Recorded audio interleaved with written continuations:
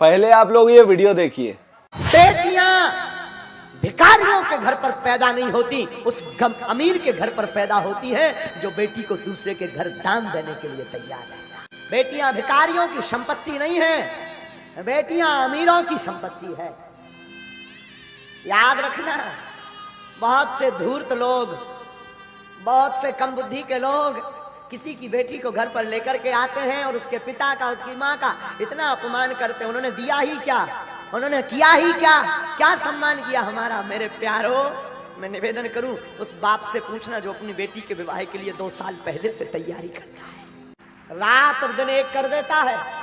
वो पिता अपनी बेटी के लिए एक एक कपड़ा, एक एक वस्त्र, एक एक भोजन का सामान, एक एक बर्तन संजो करके रखता है कि बारात आएगी ताकि किसी को कोई असुविधा ना हो। और तुम एक रात में जाकर के पूरे कार्यक्रम को तहस नहस करके आ जाते हो और उसी बाप की 2 साल की मेहनत को 2 शब्द कह करके तुम पानी में बहा देते हो।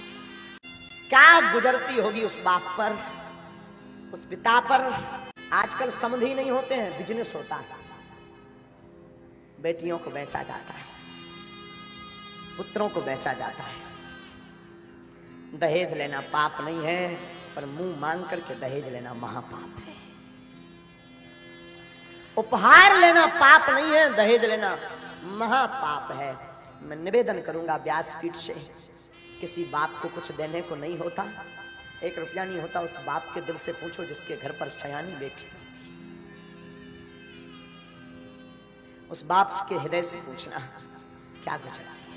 उस बेटी का दिल तो देखना। एक रात में वो अपना घर, जिस घर में 20 साल तक रही, कोने कोने में खेली चहचहाती रही, आंगन में रही, एक एक कोने में उसका सामान रखा रहा, और एक रात में सब कुछ छोड़ करके नए घर में आ जाती है। उस बाप पर क्या गुजरती होगी।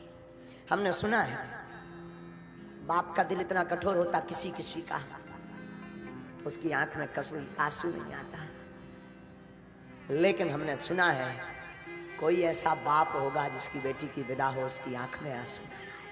बेटियां विवाह होने के बाद भी अपने पिता को नहीं भूलती। बेटियों का दिल कितना ऊंचा होता है ये तो क्या बताएं। बहनों का दिल कितना ऊंचा होता है। रक्षाबंधन का दिन हो, भाई के पास पहुंच ना पाए तो वो पड़ोस में, अंकल आप जाएंगे क्या, आप जा रहे हैं क्या, अंकल अगर जाना तो हमें बता देना।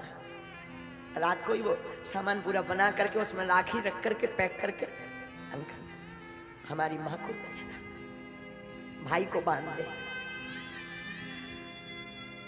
सबकी कलाई भरी होगी, हमारी भाई की सुनी ना रह जाए।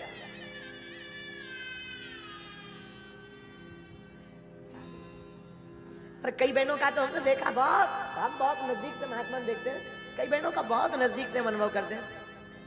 कई बहनें तो भाई बहुत दूर रहता हो या बहनें बहुत दूर कोरियर कर देती हैं ताकि सबके बहनें आएंगी, सबके भाइयों के हाथों की कलाई पर राखी होगी, मेरा भाई सुनी कलाई लेकर के ना घूमे, वो पहले से भेज देती, फोन लगा दे, माँ रक्षाबंधन को बंधवा जरूर देना। बेटियां घर की प्रसन्नता है, बेटियां श्राप नहीं परमात्मा का दिया हुआ वरदान है। बेटियां अमीरों के घर होती हैं, जो धन से नहीं दिल से अमीर होते हैं उनके यहाँ बेटियां होती हैं। बात बहुत विरोधाभास वाली होगी, शायद किसी के चित्त को यह बात ना खले, मुझे खबर नहीं, पर पागलो हमारी बुद्धि कहती है काश बेटियों को पिता का रखने का अधिकार होता होगा तो वृद्धाश्रम भारत में या विदेश में कहीं नहीं होते। अगर बेटियों को माता पिता का रखने का अधिकार दे दिया जाए तो वृद्धाश्रम बंद हो जाएंगे।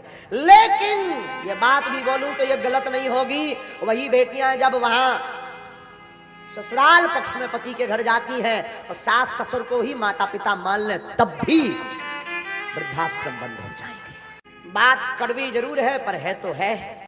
हर बेटी विवाह के बाद चाहती है जो मुझे सासू माँ मिले वो मेरी माँ जैसी मुझे छूट दे, मेरी माँ जैसी मुझे रखे, पर खुद बेटी नहीं बनना चाहती। और हर सासू माँ अपने पुत्र का विवाह करने के बाद चाहती है मेरी जो बहू आए तो मेरी बेटी की भांति रहे, पर खुद मां नहीं बनना चाहती। ये मोड़ खत्म हो जाए, ये रुकावट दूर हो जाए तो पागलो इस व्यासपीठ से भरे मंच से हनुमान जी के चरणों की शपथ खा करके कहते हैं घर घर नहीं घर स्वर्ग होने लगेगी। फिर हर घर में महाभारत नहीं, हर घर में फिर राम महोत्सव होने लगेगा। क्या गुजरती होगी बेटियों पर। एक घड़ी पुत्र नहीं आते हैं जब तबीयत खराब होती पिता की। बेटियां दूर रहते भी फोन लगा लेती, पिताजी कैसे हैं। पिता के प्रति बड़ा गजब का प्रेम होता है बेटियों का।